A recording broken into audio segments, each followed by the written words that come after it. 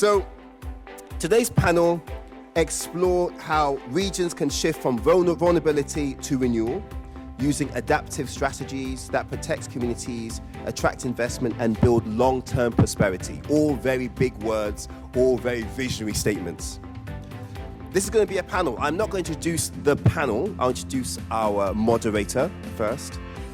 She is the president of the Commonwealth Business Women Africa, CEO of Noxie Limited. She's a leading industrialist. I love speaking to her. She always gives me knowledge. A champion for women's economic development. She's ready, I can see.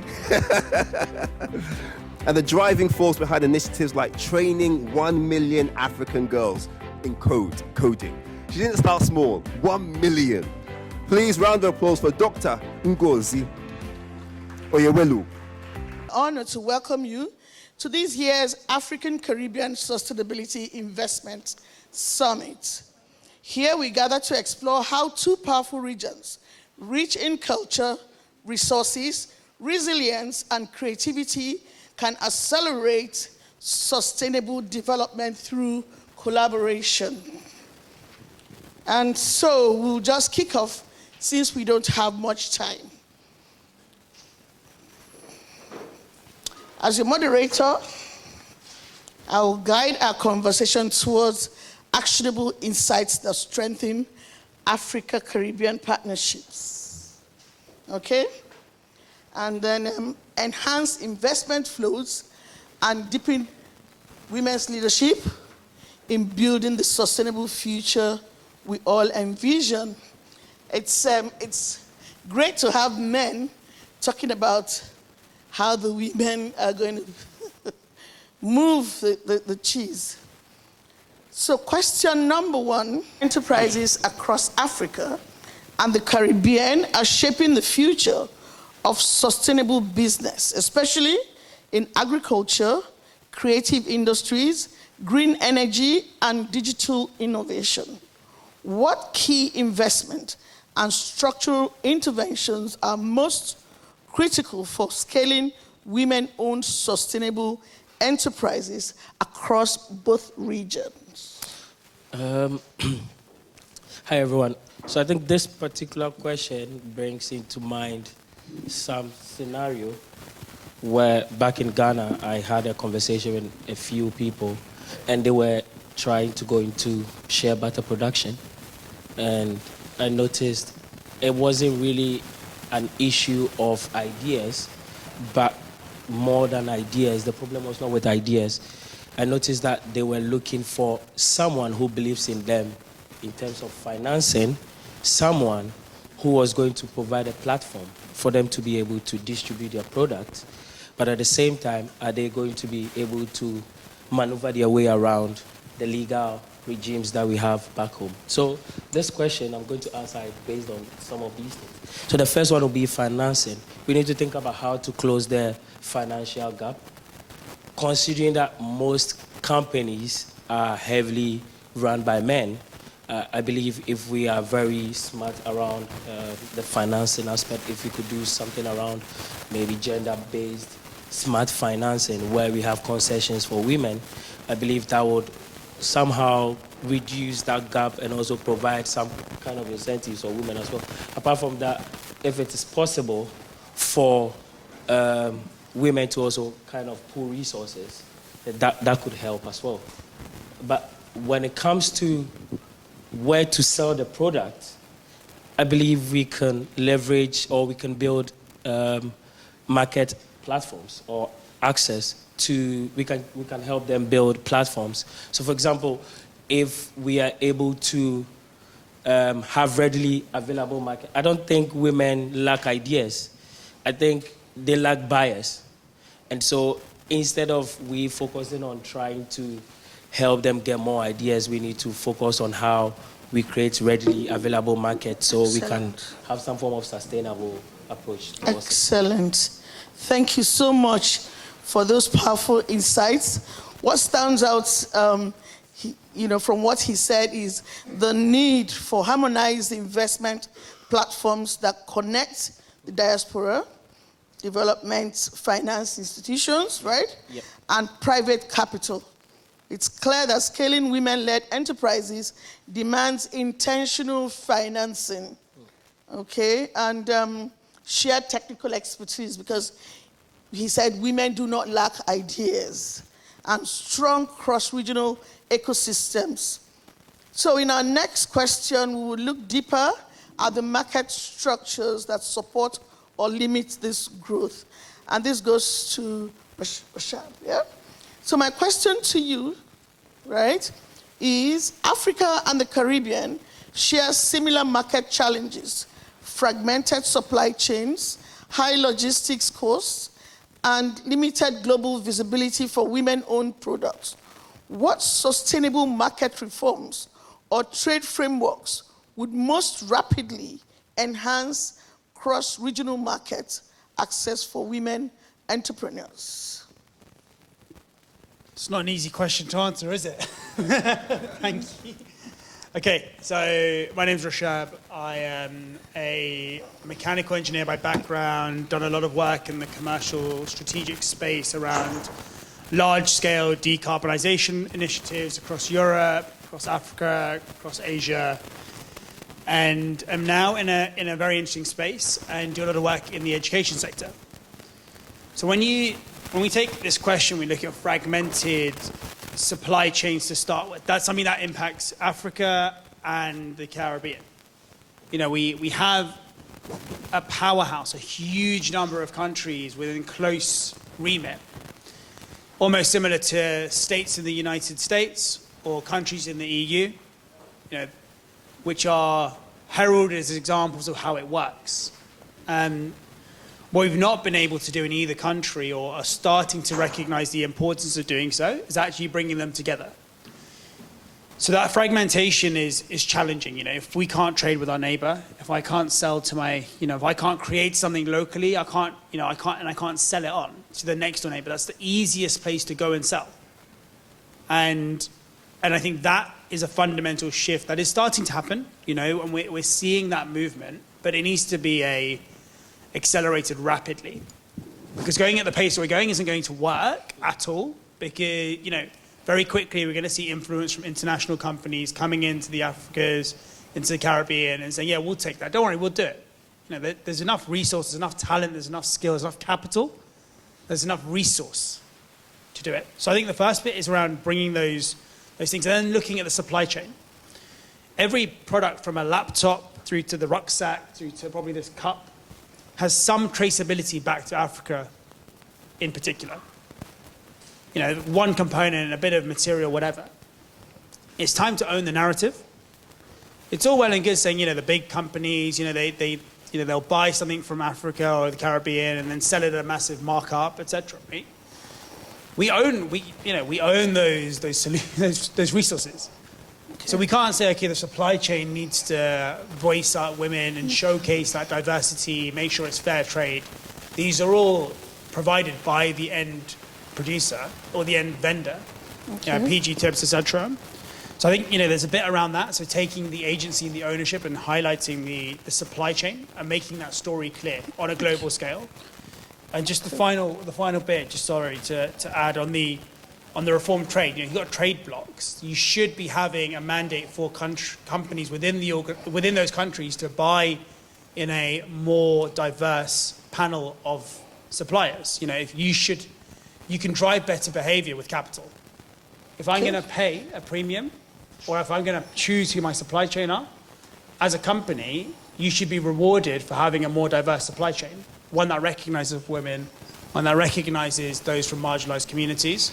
And that way, it's better governance frameworks within companies and their supply chain to drive that. Once you've achieved that, you will achieve, I believe, a framework by which you can actually solve the challenge of why women don't feature, or underserved communities don't feature in a global scale. Excellent. That's an excellent perspective. I mean, your recommendations highlight a powerful opportunity for deeper Africa-Caribbean trade corridors, owning it, right? Talking about a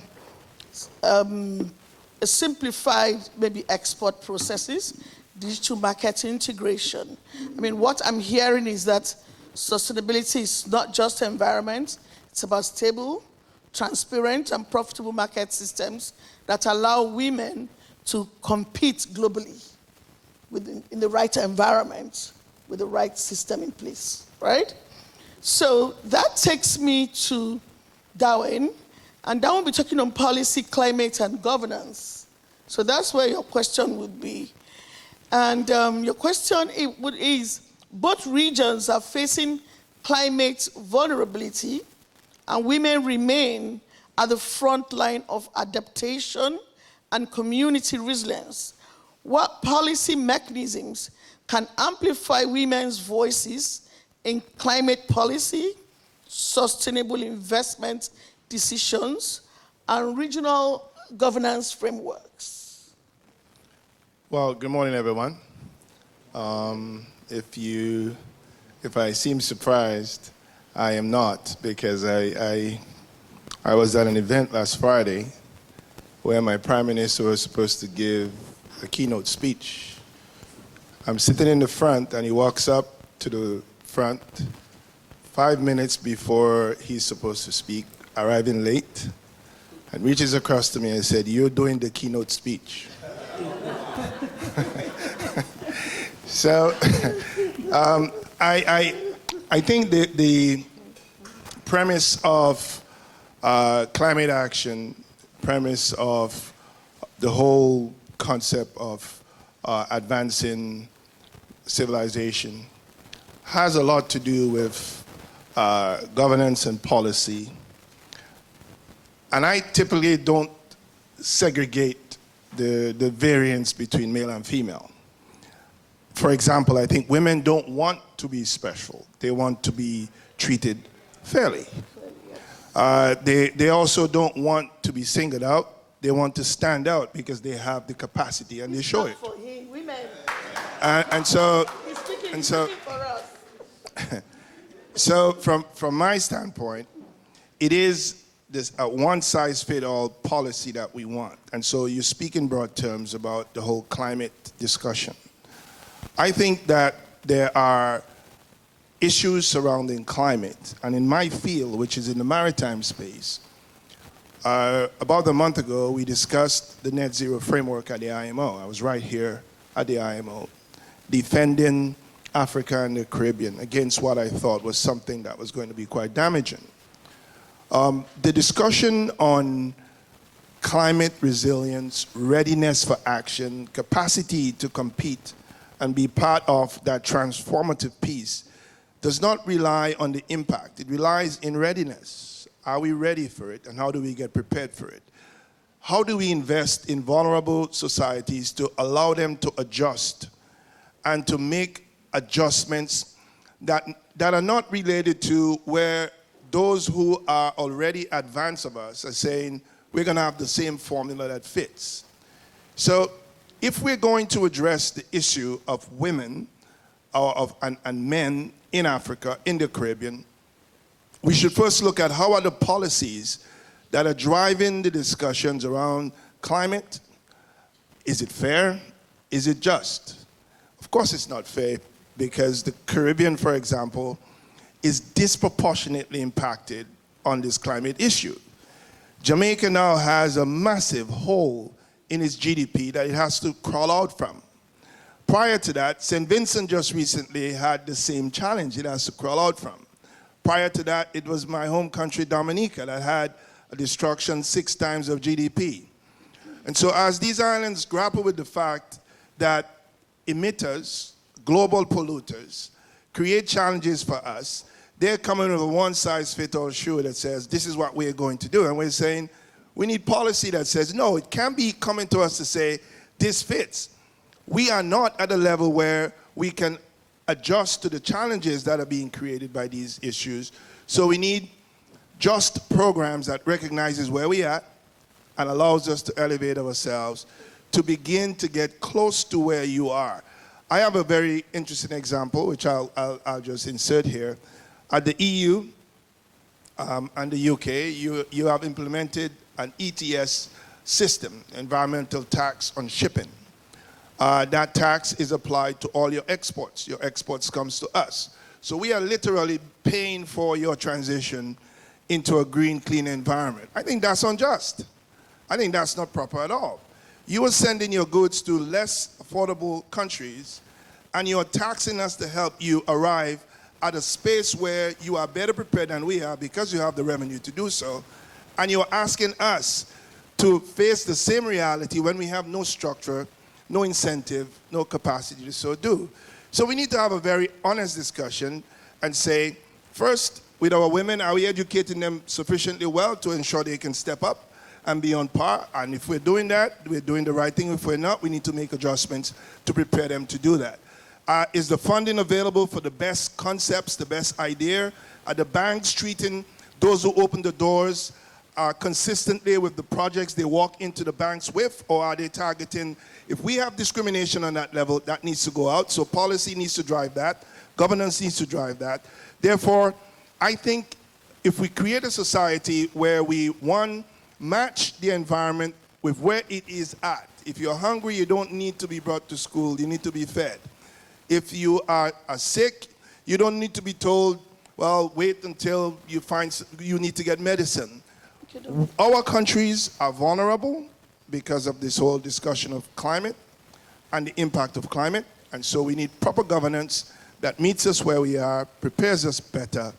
And if that is done, we can potentially compete.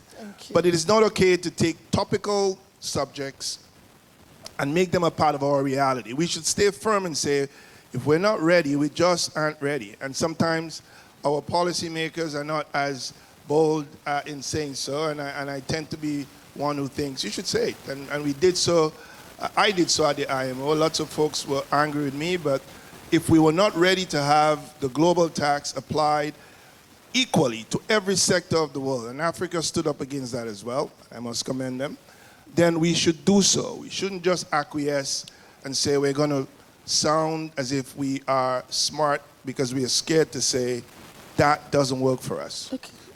Thank you so much, Darwin. Thank you. I mean, you've said it all.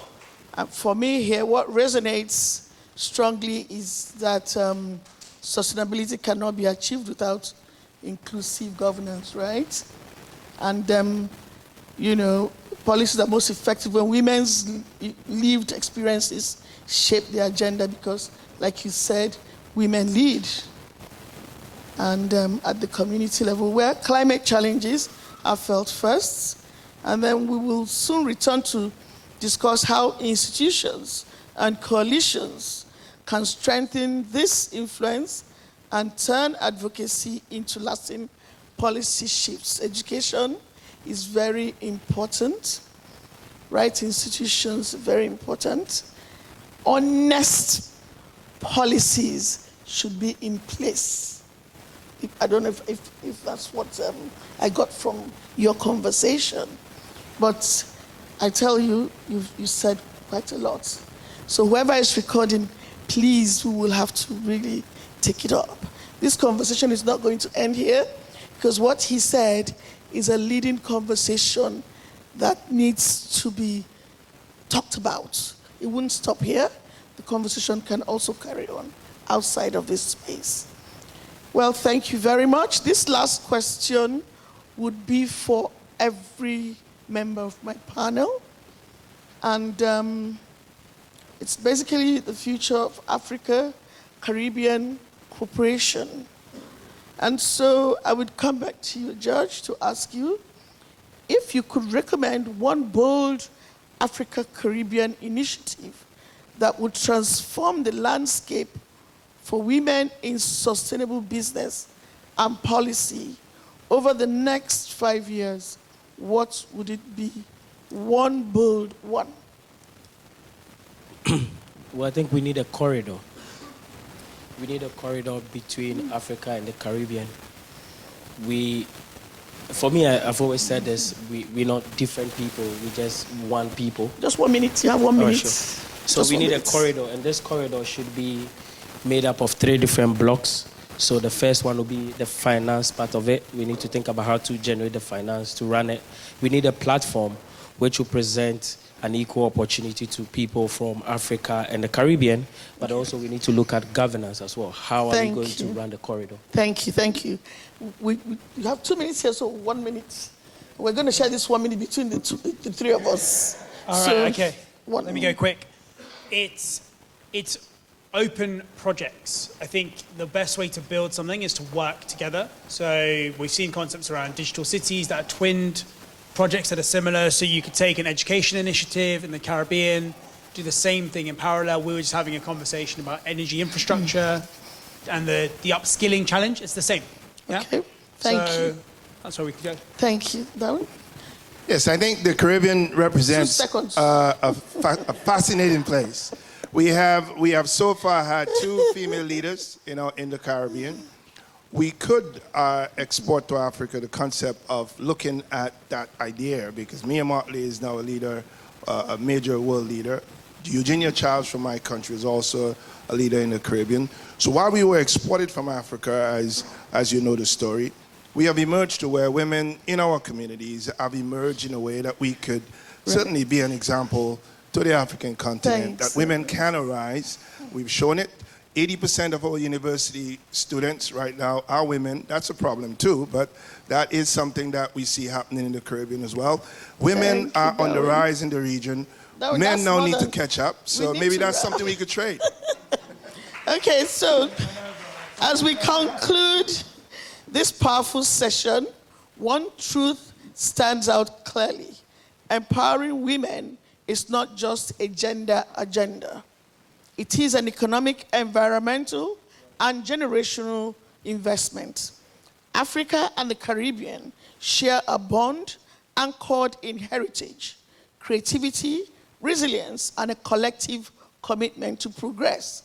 When we empower women through capital, policy, sustainable markets, and strong institutions, we unlock the true potential of both regions. So today's dialogue has made one thing undeniable.